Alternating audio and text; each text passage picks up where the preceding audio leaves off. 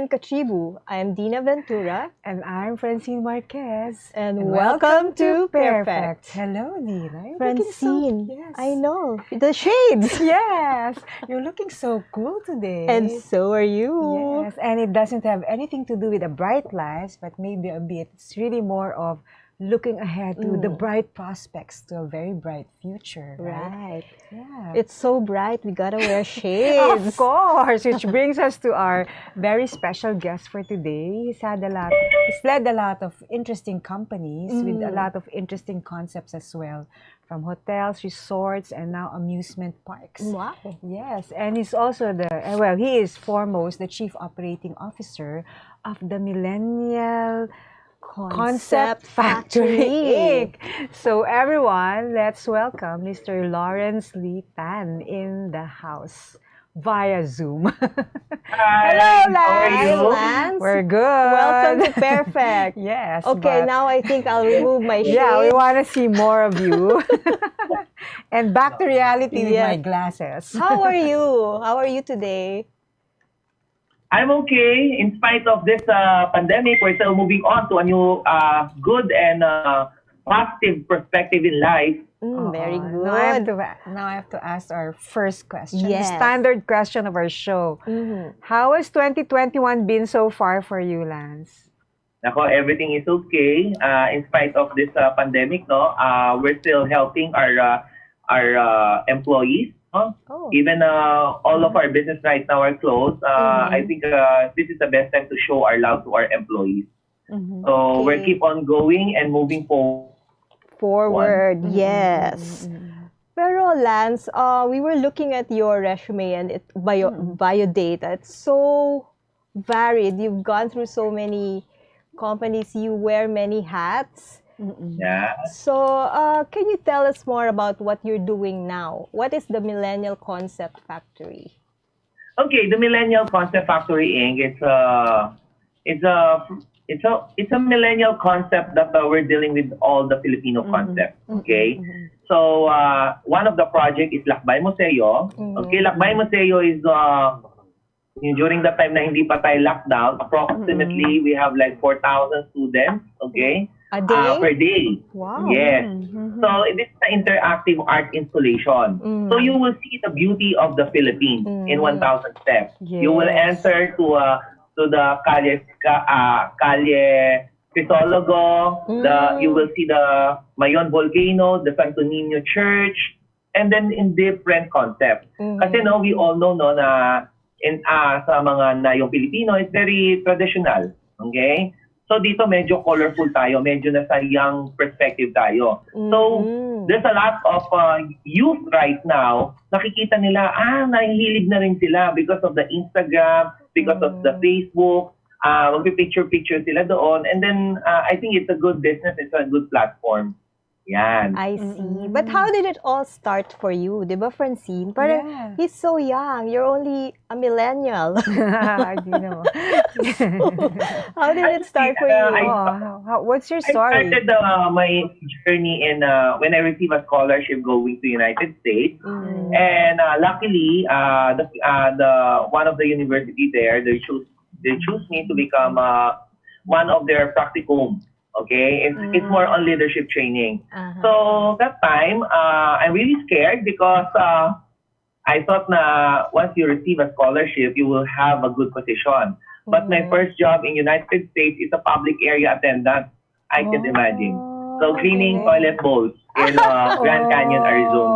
Ang galing mo. So I didn't have any choice. You need to finish your scholarship not to come back here in the Philippines. So I work hard. You know, the values of right? Walang mahirap because everything is mabilis for us. And then luckily after 2 to 3 months they promoted me as a supervisor in the housekeeping department. And then I go back in the Philippines. And then start my career. And then I opened several hotels. We have in Cebu, sa Ilocos, we have in Manila, we have in Legazpi, Bataan, Tacloban. So it's like 16 hotels. Wow. And then my dream during college days is to put up a museum, which is all about the Philippines. I'm a tourism graduate from Scholar University. And then, you know, we have a lot of projects, di ba? And then as a prison student, you need to create like Mayon Volcano, and then you need to show the culture. You need to set up the pahiyas, and what's the food. And then sabi ko, it's a good opportunity, no? Siguro I'm in the right age already to share naman my blessing to other people. That's why that we created already the Lakbay Museo. Ayun. I see. Galing, ano? So parang parang the way you run your business, it's really just all about your passion, yung gusto mo from the start, gusto mo ng museum, ganyan. But how do you actually come up with those crazy ideas or projects na people come to them after a while naman? Do you write them down? Do you go to a lot of movies or whatever? How do you stimulate yourself to come up with all this O pagising mo, ganyan interesting ka na business talaga. projects? O talagang mabilis ka lang mag-isip? No, actually, no. If I for example, I go to Universal Studio or in other countries, I'm expecting kasi there's like a beautiful amusement center here in the Philippines, which is the yung kumbaga mapapawaw, di ba? So sabi ko, but I know in fact that building an amusement center is really expensive, right? And then if you go into amusement center, it's really hot.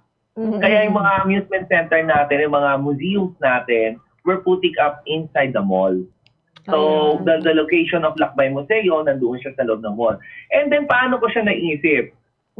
Very simple lang siguro for me, it's very simple, no? Once I see something, I close my eye and imagine already, and then I'm transforming one place to another destination already. And then, of course, nagdo-drawing ako, pero yung drawing ko parang pick up stick, no? Yung zero, stick.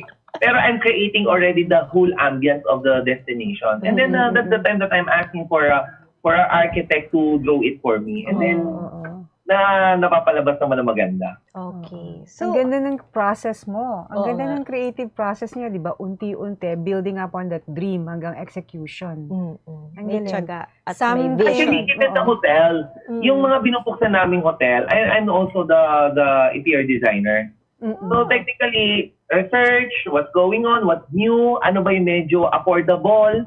Because putting up a hotel is difficult, right? And then it's full of financing, di ba? Yes. So minsan, some of the owners, sasabihin sa'yo, you have a certain budget for the interior designer, how can you execute it?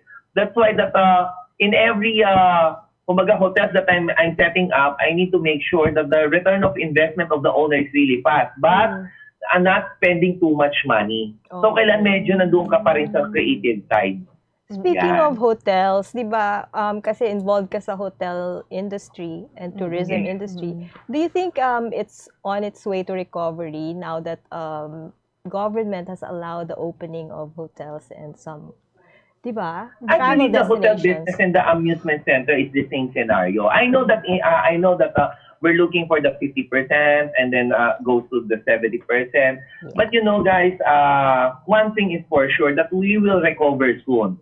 And then me myself as an entrepreneur or a businessman, I'm looking forward to the opening door. No, kailan ba to? Maghihintay na lang ako. That's why that I'm still preparing for the next projects. I never stop. That's why that I'm consulting a lot of hotels. No, you have only two options. Okay.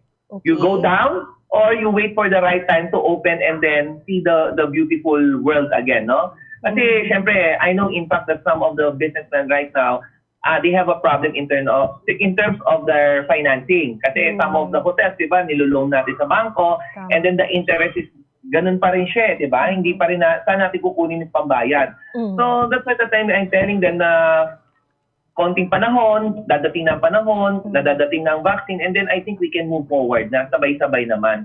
That's why na hindi ko sila ini-encourage to close their business. Because as a hotelier and then as a business, as a tourism advocate, no? Siyempre, we need to help our brothers. Diba? Not telling them to close it down. Kasi kung lahat tayo nagsara, paano na yung economy natin? It will not do good. Especially sa malls, no? Sabi nga namin, no, this is the right time that we need to synergize. Kung ano ang product mo, I will sell it. And then kung anong product ko, you can sell it also. And then at least, tayong dalawa, we can build a good relationship at next time, hindi na tayo magiging competitor, magiging good friend na tayo sa business. That's what happened to the restaurant industry, yeah. diba? They banded together. They banded together to help each other out and Yes, survive. Ako naman, I'm so loving your positive energy, Lance. Parang G lang ng G. G na diba? Throwback muna tayo ng 2020. Ano ba yung what ran in your head nung biglang sinabing pandemic, ang daming industries na closed, ganyan? What was your mindset? Alam mo, Kasi we're seeing you right now 2020 na fight ng fight eh. Oo. Yes. Actually, in 2020, hindi ko aakalain na ganyan kahaba. Kasi supposedly, we're opening a new attraction, which is the 4,000 square meters, which is sa Commonwealth. Dapat mag-open kami last March. Tapos, nag-lockdown. Sabi ko, 2 months lang yan. Magbubukas tayo. So, all of us are waiting. Additional 1 month. 1 month lang yan. So, additional 1 month. 2 months naman. 2 months na naman. Sige. Pero we're still, we're still moving forward na to open the business. And then, suddenly, yung nag-reach na ng 6 months, sabi ko, teka lang muna, iba muna. Iba na yung nangyayari. That's why sabi ko, what will happen to our staff? That's the first thing. That's the first thing that you can do. Siyempre, as an investor, I know that we're losing money. But end of the day, you need to take care of these people. So, technically, ang ginawa namin, we give them a pangkabuhayan showcase. Pangkabuhayan loan. Okay? So, we give them a loan. Okay? Tapos, sabi namin, you give us your business plan. Kung ano ba itatayo nyo. Magtatayo ba kayo ng fishbowlan? Magtatayo ba kayo ng mini sari-sari store? Magtatayo ba kayo ng kung ano man, kung anong gusto nyo. Tapos, ang ginawa namin, we guide them na lang. We guide them and then eventually, okay naman sila. Hindi na sila nangungulit sa amin, sir, kailan ba magbubukas? So, majority of them right now are businessmen already. Ang galing. So, I'm really happy that, sabi ko nga, the pandemic is not only for, kumbaga, pighati or something there's also an opportunity. Yes. And then these employees are already businessmen. Galing. Kasi with your encouragement, diba? So, para sa nagkaroon ng Harvard Business School under you. Diba? Hard knocks. Si Lance pala yung imbes na take it 1 day at a time. Take it 1 month at a time. Oo, ang tagal nun, ha? Before you know it, 6 months na. Oo. Grabe, ang ganda ng kwento. Kasi yung iba, they were talking na they had to say goodbye to some of their employees. Yung mga ganun, very diba? Yung sad. challenge nung pandemic. Yeah, but in your case, in-empower mo pa sila to fish on their own. Be Instead independent. Diba? Yung proverbial giving people fish versus teaching them how to do it. Ang galing nila. Oo nga eh. So, parang na-curious ako kasi you also give motivational speeches, di ba? You talk, you give talks, Mga talks. inspirational. So, ang question ko naman ngayon, if you were to give 3 advice or thoughts to millennial entrepreneurs right now, ano yun? Based on your lessons. But, yes. So, may pangkabuhayang showcase din kami. Kaya, bago mo sagutin, we'll be right back. Wow. We'll pause for a break. Iba ng panahon, dami ng bago ngayon. Pati ang mundo natin, well, nagbago na rin. Buti ano bayan, bigger, better na. You can buy the centers, pati sa mga partners may online pa at app. You can buy it with your fingers, still don't remittance and more. Online shopping, you can buy it all. Di magpadala, you can buy it all. Anumang pera transaction, you can buy it all. Sabayan ang pagbabago ng mundo for all your pera transactions, all new Bayan.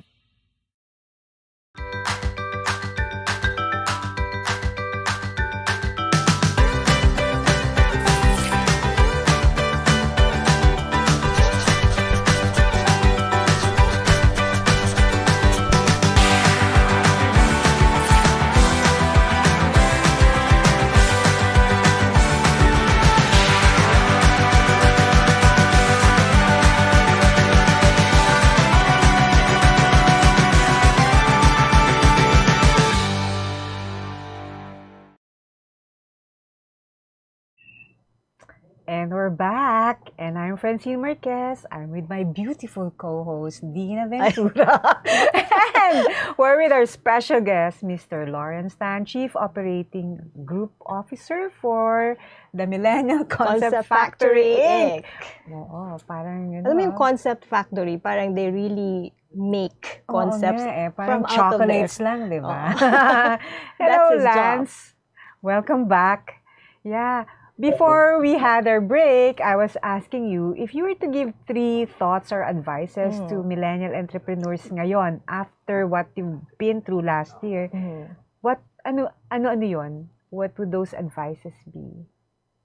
Never stop dreaming. Okay? Because dream is free. Yes. Okay, some of us, naisip natin, no, there's a lot of negativity coming to our life. And then we're not looking for greener pasture, no? Wala na tayong, kumbaga, wala nang lalabas na rainbow, no? You know, God gave us an opportunity right now to look forward, no? Kasi, especially right now, lockdown, me, myself, I discovered a lot of things, no? What else? No, number 2, to all the millennials, okay, there's no easy money. Some of the millennials right now, they're thinking that, kasi syempre, the social media is there, the TikTok is there, the YouTube is there. They thought all of them can be a blogger or maybe all of them can be, you know, a YouTuber. Hindi na nila, they're not looking for their education already. Yun na medyo, I'm also a professor. Okay? So, sabi ko nga sa kanila, you know, the technology is there to support us. But the education is there to enhance our skills and the creative side of ourselves, no? And then number 3, be friendly. Okay? What do you mean that one? Collaboration right now is the number 1 key to become successful. I know, in fact, that majority of us, we don't have any money. We don't have any source of funds. Maybe our capital is draining already. But if you think that collaboration with other company or other businessman can create a new product for you, and then it's easy, di ba? Kaya collaboration is the key right now. Gusto ko talaga to si Lance kasi parang exciting lahat ng sinasabi niya eh. Parang walang mahirap, basta nangangarap ka and you just pursue that dream, no? Which is why I want to know, Lance, how do you sustain this energy, di ba? On a personal note, how do you balance your professional life with your personal life? How do you keep your physical health and mental health balanced also? Tell us. Okay, maybe in mental health, I always see all my employees are okay because I'm really fortunate that God gave me a wisdom, okay, to work for my employees, no? But because basically, no, there's a lot of businessmen, they're thinking that the employee should work for them because they're getting salary.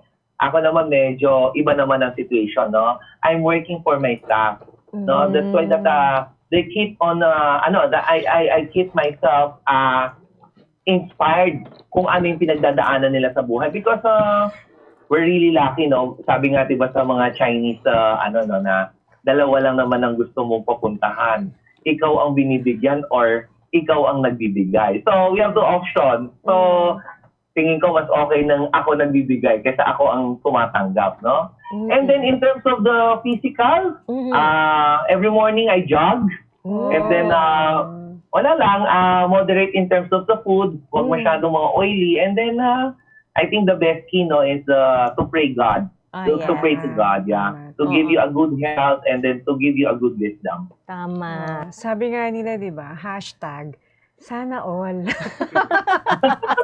Diba? Sana all. Na ginagawa mo, di ba? Parang well-balanced yung buhay nila. So, exercise pala. So, yan ba yung sekreto ng pagiging pogi? Oo, kasi also attractive. Okay. Wala na tayong paligoy-ligoy pa, no? Oo, di ba? Diretso na lang. Okay.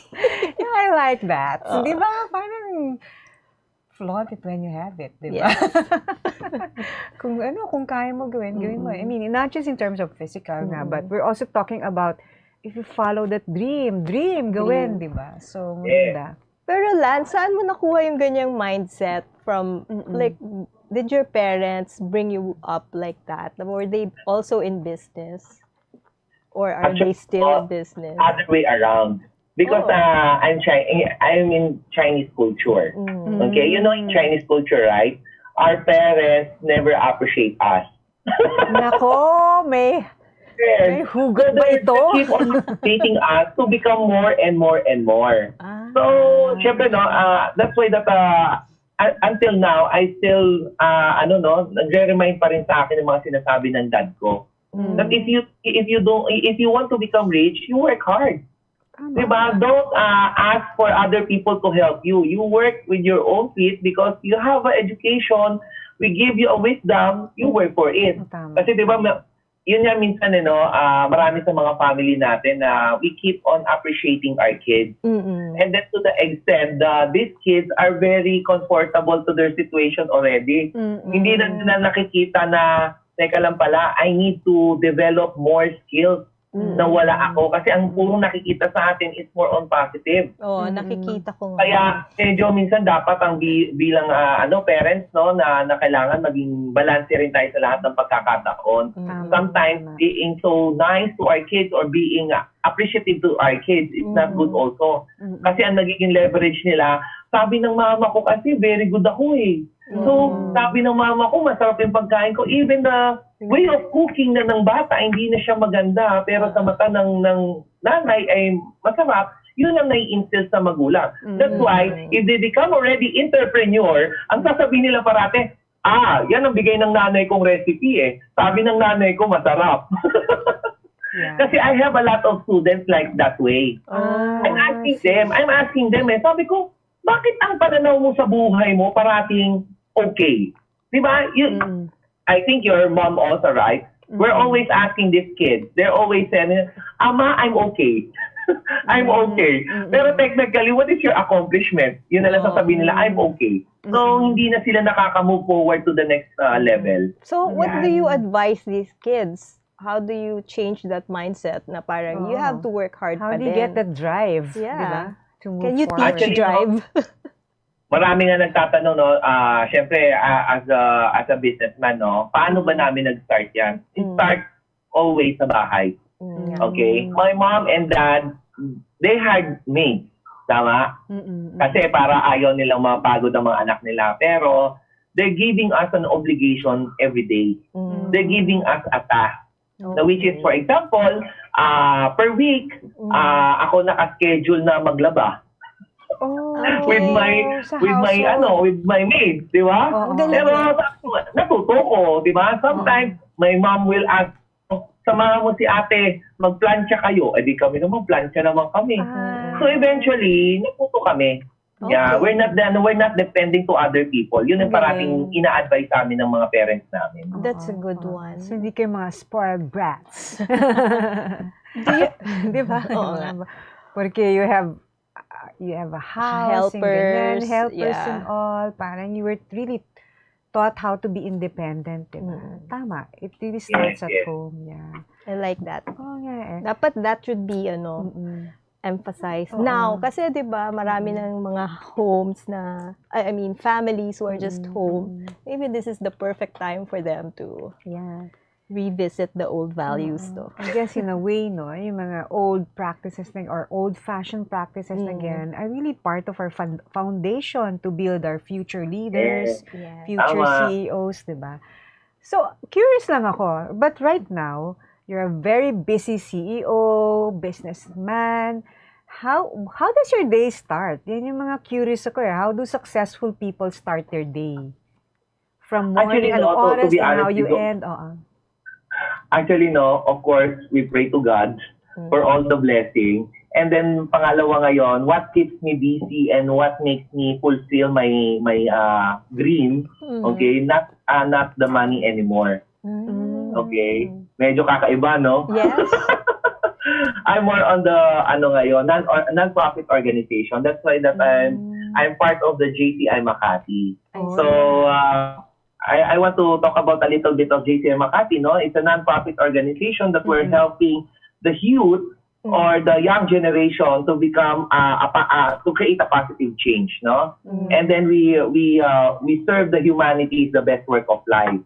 So we're serving people, right? especially right now, we have a lot of people who need help. Not only financial, but also mentally and emotionally. That's why marami kami tinutulungan ngayon mga small entrepreneur na to create a small business and then para makabangon sila, no? And then of course, during night time, ang parati kong ginagawa is I'm having a meeting with my board of director with JCI Makati kasi we're planning what's the next plan, what's the agenda of our organization to help more people. And then, for example, tomorrow, we're having a big project which is the mushroom to classroom. Mushroom? Oh, what is that? Interesado ba kayo? Yes.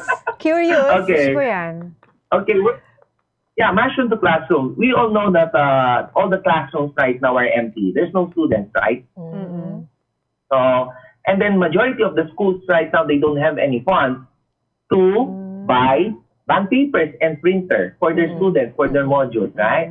That's why the JCI Makati right now, we create one program now which is sustainable to the community, and then we're giving them a fruit of, it's a fruit bag of mushroom. Okay? So, yung mushroom na yon ay inilagay nila sa mga classroom nila. And then, pagka nag-pick sila, nag-harvest sila, there's one supplier who will go to their school and then buy all the harvest mushroom. And then that money, they can buy already for their bond papers for their students. Clever idea. High-yielding kasi ang mushrooms, diba? Tsaka rich in protein. Yes. Good for plant-based diets. Yes. Oh. So yung mushroom, yung supplier ba nila? Yeah, diba? I love mushrooms. I know, me Ano too. tayo. So yung mga mushrooms na to, saan pumupunta? Like hotels, restaurants, palengke? Saan pumupunta? Yes. Because, the JCI Makati is 90% of our members are all businessmen. So we have a connections with the hotels and restaurants, and then we're coordinating with them rather than, buying the mushroom to this one. Why don't you buy our own product, which is, can help the students to have their modules. Yeah. Galing, no? Like, talagang the pandemic made people come up with solutions. Innovative solutions, diba? Who knew? Yeah. It's a good thing there are people like Lance. Yeah, pero tama lang. Hindi nagagamit ang classroom, online lahat. Medyo madilim yung lugar. So, mushroom na tayo. Mushroom na. Ganun. Mushroom na tayo, diba? So, Lance, Pag manapit sa studio nyo, meron na ring mushroom. Oo nga, bakit hindi? ang mushrooms ba tumutubo yan sa indoors Parang lang? damp areas, diba? Okay. Lagay mo lang siya, tutubo na siya. You will harvest already. Ganun lang kabilis. And then you need to spray water like 3 to 4 times a day. Oh, story yan. Yeah, o nga teka. Making Kailangan use of makausap na spaces. namin after the show. Ating nga, agritourism na. Saan to? Oyster mushrooms? O ano Yes, siya? oyster mushroom. Pwede. Sarap Okay. yan. So, si Lance parang, I only just met you now, diba? And I'm looking at you, and it seems to me like, palagi nakangiti, you're always positive and optimistic. Even through a pandemic, diba? Yeah. But how has the pandemic changed you as a person?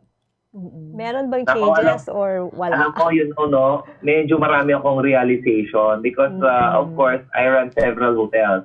Okay. I created a lot of companies. I opened a lot of malls, The attitude of Lanstan before is totally different right now.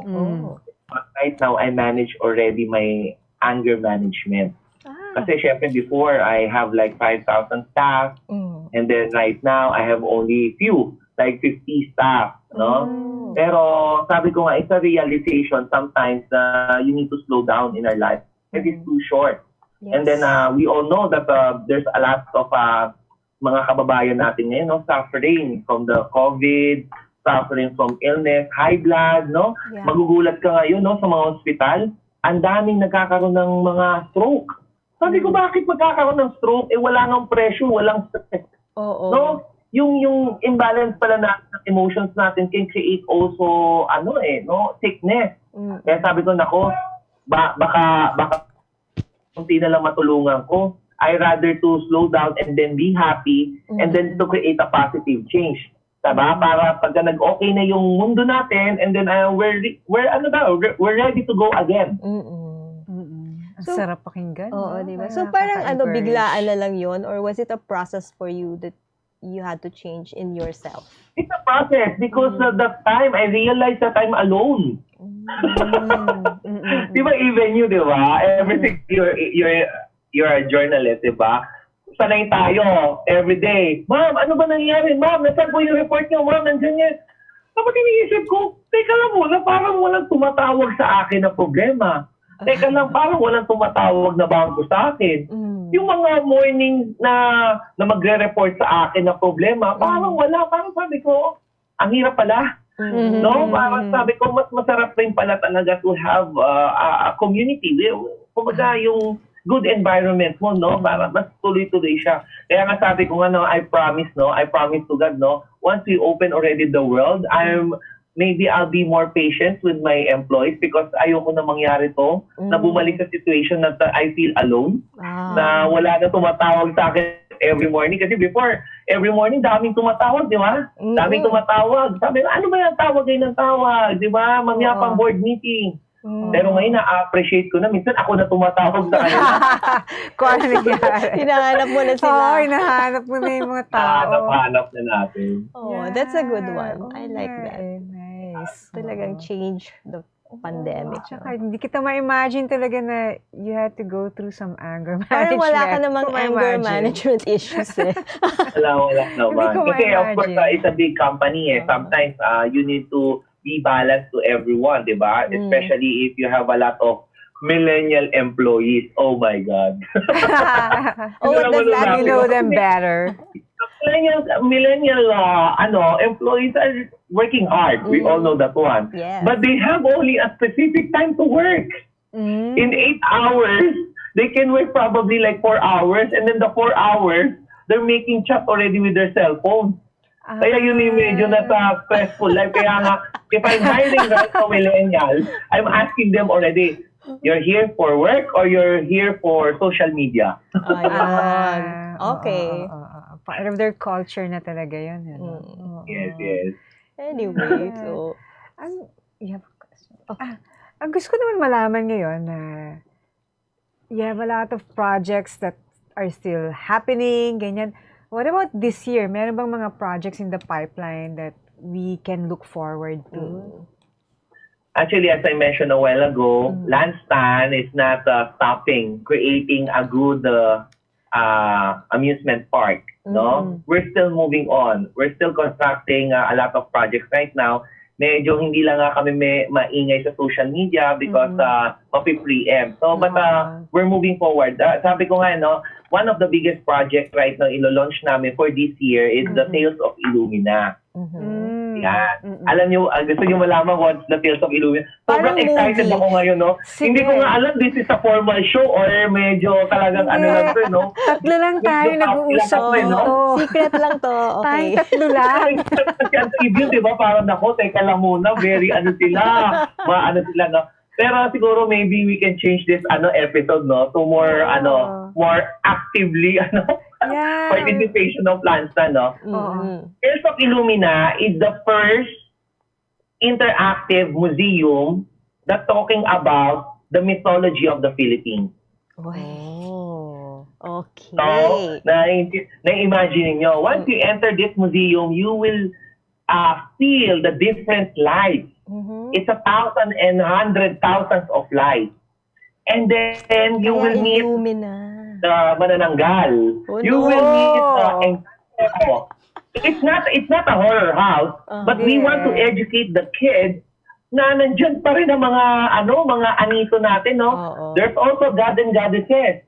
The God of water, the God of sun. 'Di ba? Tayo technically alam lang natin sila Amadeo, mga ganyan, pero the Philippines, that's why, no, doon natin makikita. And then, alam nyo ba, ito trivia, alam nyo ba the oldest tree in the Philippines, the name of that one is Dalakit. Dalakit. Yes. Ano siya? Doon nyo makikita siya. So, ma-meet nyo rin si Florante at Laura. Wow. Mamimili rin Imagine ko ang na. ibong Adarna. Kaya bawal kayo matulog doon dahil iiputan kayo ng ibon at Oo. magiging bato kayo. Hala, Oo, ganda. magiging bato, pero hindi Oo. mababato. Oo. Ah? Grabe, ang ganda. Ang ganda ng concept. Oo, Kaya nga medyo napaka-original. mahirap sa aming side, no? Kasi of course, no, being a Filipino, I know that majority of our businesses right now, especially yung ginagawa namin, medyo nasa Filipino style. Mm-mm. Kaya ang ginagawa namin, medyo binabago namin yung konsepto para mas ma-appreciate nila. Kaya no, yung once we opened the Lakbay Museo, we did not, hindi ko na-imagine na ganun karami ang pupunta sa Lakbay Museo. Can you imagine? Supposedly, nag-file kami sa Guinness World Record. Mhm. Kasi ang Philippines ngayon, meron tayong almost 500, Mhm. 600 synthetic food. Oh. Wow. Talaga. Yung synthetic food na yan, pinadala yan ng iba't ibang regions from Luzon, Visayas, Mindanao. Mm. Tapos, yung dinala dito sa Manila, pagkain siya, ginawa namin ng synthetic. Alam nyo ba kung saan siya gawa? Gawa po siya sa mga plastic bottle, mga PET bottles. My God, ang ganda. Recycled material. Oo eh. Dami niyang alam. So, invite ko na kayo pumunta ha, pagka Yes. nag-open. Gusto namin mag-hangout with you, Lance. Oo, Lance. Para Ma-absorb namin yung energy mo. Diba? Hindi, tsaka yung mga vision niya. Oo Yung nga. mga synthetic food na ginawa. Yeah. Yung mga amusement park. Armayon Volcano is made from styro. Mhm. Kinuha namin siya sa Payatas. Mm. Di ba yung mga mga styro na mga ref natin, Mm-mm. TV, di ba it's a chunk of styro, right? Oh, Yes. So we went to Payatas and then we asked for some of the junk shop there and then we collate it. Mm. Tapos dinala namin sa Conrad. Imagine mo from Payatas napunta siya sa Conrad. Oo. Tapos doon namin siya tinayo and then right now the Mayon volcano is really beautiful. Mhm. But galing siya talaga sa basura. Ang ganda. Ang ganda ng concept niya. So, ibig sabihin, parang aside from the designers dun sa amusement park, you really involve communities, yung mga vulnerable communities, no? Galing. So, may puso bukod sa kabaliwan na concept. Pero alam niyo yung church namin, the Santo Niño Church, is made from slippers. Clippers? What's that? Yeah. Slippers, chinela. Slippers. Oo, Okay. Grabe. So, yung artist namin, kinuha yung chinelas, tapos nilatag niya at para siyang plywood, tapos doon inukit. Ang galing. So, yung church natin is made from slippers. Paglalakbay kasi ng tao, ang ending niya sa church, di ba? Meron Okay. tayong meaning in life, no? Anyway, Francine, paano na? Ayun Siguro na we can yan ask Lance for another session. Kulang oras. Kulang oras namin sa'yo, Lance. Oo. Ang bilis na. Kaya nga, so we need to have a part 2. Maybe in your amusement Oo park. nga. Mag-location On na kami, location. diba? Diba? Pero yung Lakbay Doon naman kayo Museum, mag-shoot. yung Lakbay Museum ba, is it open na? Or hindi pa rin? Actually, the government, the IATF, they announced already that we can open already. But we're still waiting for the local government, the announcement kung talagang magbubukas ba kami or hindi. But the Lakbay Museo is already ready. Okay? As soon as the local government asks us to open. Ready na kami. Okay. And then you will see a lot of difference before na Lakbay Museo. Okay. Yan. Sige, can't wait to see that. So, may bago bang mga features yung Lakbay Museo? May mga in-adjust? Marami. Oh. That's why, diba, kanina ko ba sinasabi, diba, Oo, parang we never stop creating a new destinations and new concept because we feel as a businessman right now, we need to become positive. Creating positive is not all about money, but it's about the time that you can insert effort to your business to, for the preparation of the opening of the world. Yes, ang yes. prayer nga Ganun Dear ganun. God, please open the world soon. Yeah. At saka we can't wait to see Lumina, yung isang project nyo. Kasi Oo. Philippine folklore yun, no? Ang May dami natin. history, Yeah, tsaka literature, culture. napayaman natin dyan. Galing. Okay, siguro on that note, Lance, Oo maybe you nga. can give us your last message to our viewers and then anything you want to announce, please do so. Okay. To all the viewers, we know in fact that the pandemic is getting worse or better, or maybe getting better or worse. But as a person right now, we need to be positive. That's the only thing that we can do right now. Rather than creating an emotion to other people, you're creating a negative in our environment. Yes. So we create a positive change right now. That's why one of our advocacy in JCI Makati, okay, instead of doing nothing, we're helping the community right now. I know that you're saying na wala na nga kaming pera eh. How can we still help? There's a lot of way to help other people. Yes. Okay, it's not always about the money. It's about you yourself. How can you influence other people? How can you create a positive change to other people? And then that's the time, marirealize mo, ay, no, nakatulong ka pala sa ibang tao. No? In closing, I just want to say thank you so much for this opportunity, no? For inviting me with your show. I know it's really fast for me, no? Pero it's a good show, no? I hope that you subscribe, no? Ako na talagang nag-invite sa kanila, no? Go ahead! Okay? Because kailangan mag-trending to, no? Because the previous show na in-attendan ko, nag-trending siya, no? So I hope that you like this show, and then I'll make sure that I'll ask my mga board of directors to share. to like and share this, no? Thank you so much for your time, and then God bless to all of you. Wow, God bless you, Lance. Thank you very much for joining us this afternoon, yes, diba? yes. Parang he showed me, ito yung lesson ko this afternoon. Kahit pandemic, di ba, we're so restricted. We feel so restricted. Pero siya, tumatakbo yung isip niya. So you're free. You're free to dream, di ba? As he Free to said. dream and just pursue the dream no matter what. Basta solid sa yung idea, di ba? So never stop moving, right? Meron akong t-shirt dati nakalagay, different is good. Pero in the case of But Lance, weird is better. Joke lang. yes, hindi naman, different. Pero sa case nga ni Lance, different is brilliant. So, Yeah. Francine, it's Yes. been another very, very bright and enlightening afternoon. And we'd like to thank everybody for joining us, for watching the show. Yes. You can still watch it on YouTube and our Facebook page. And please watch out for our next show coming up. And this has been Dina Ventura. And this has been Francine Marquez. And this has been PairFect.